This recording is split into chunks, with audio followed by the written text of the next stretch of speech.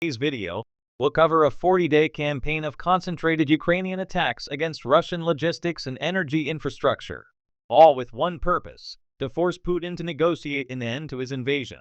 In modern warfare, with both societies and armies so heavily dependent on fuel, many conflicts are decided not only in the trenches but also on the railways, pipelines, refineries, bridges, and fuel depots.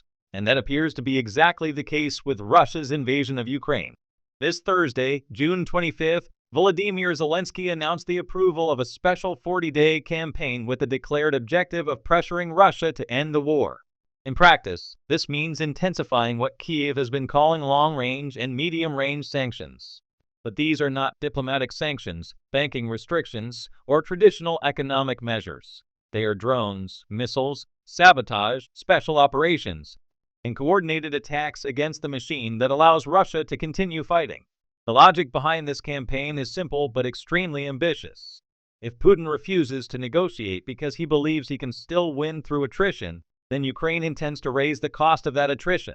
It wants to show the Kremlin that every additional week of war will mean greater economic losses, increased logistical pressure, more supply problems, and greater instability in the occupied regions. In other words, Kyiv is trying to turn Russia's rear areas into an active part of the front line and the battlefield. And this comes at a politically very important moment.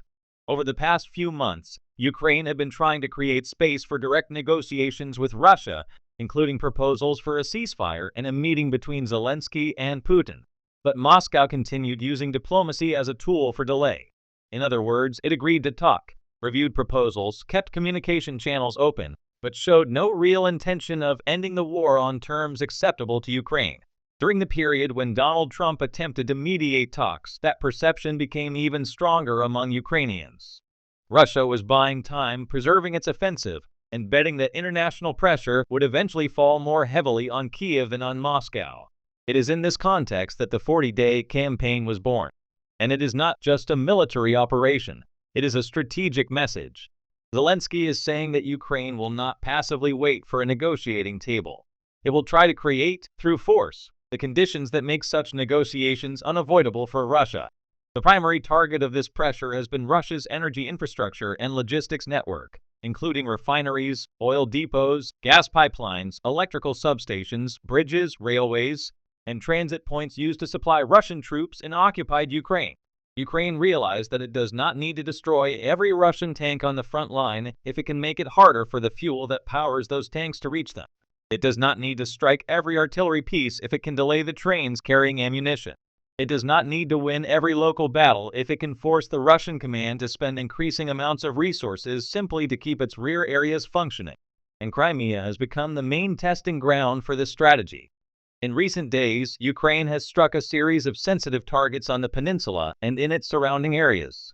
Among them are electrical substations in Sevastopol and Simferopol, fuel depots in Jankoy, gas compression stations, coastal radar sites, surveillance systems, and facilities connected to military supply operations. In addition, the campaign has also reached bridges and logistical routes in the occupied regions of Luhansk and Zaporizhia, precisely the main corridor used to move troops, ammunition, and fuel toward the front line. This has two main consequences. The first is military. A military occupation force depends on fuel for everything: armored vehicles, trucks, generators, air defense systems, ambulances, mobile radar units, self-propelled artillery, and ammunition logistics. Therefore, when fuel becomes scarce, the command must set priorities. And in war, the troops will always come first.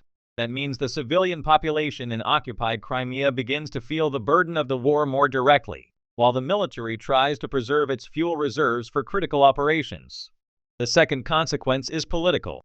For years, Putin promoted the idea that Crimea was fully integrated into Russia and protected by Russian military power.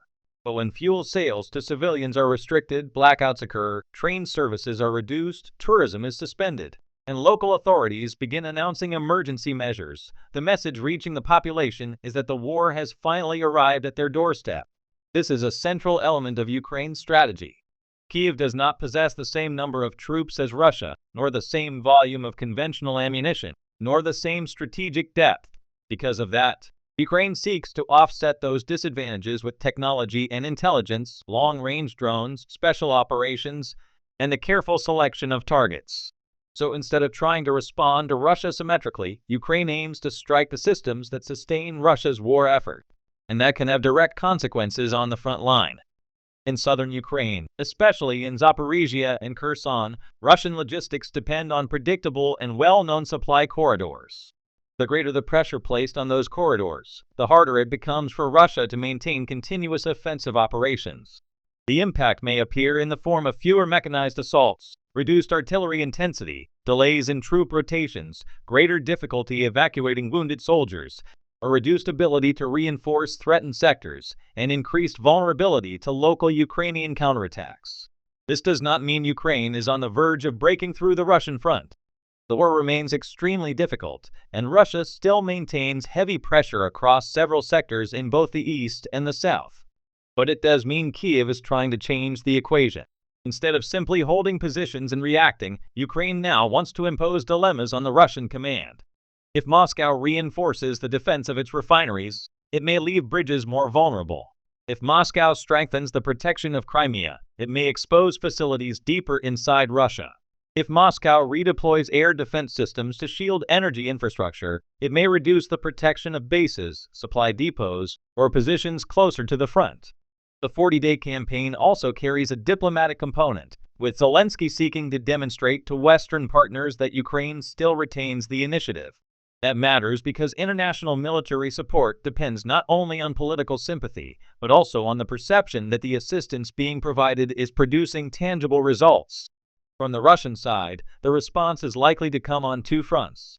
The first will obviously be military, with more retaliatory attacks against Ukrainian civilians, as has become customary for the Russians. The second will be informational, with Moscow attempting to portray the Ukrainian strikes as terrorism against civilians, even when those targets are directly connected to sustaining Russia's war effort.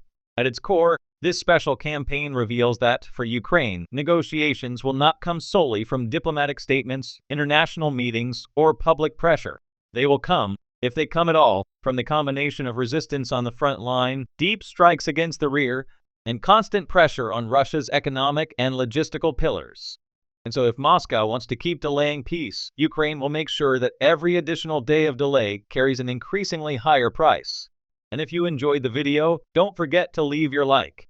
If you haven't subscribed to the channel yet, subscribe now and turn on notifications so you don't miss any new updates.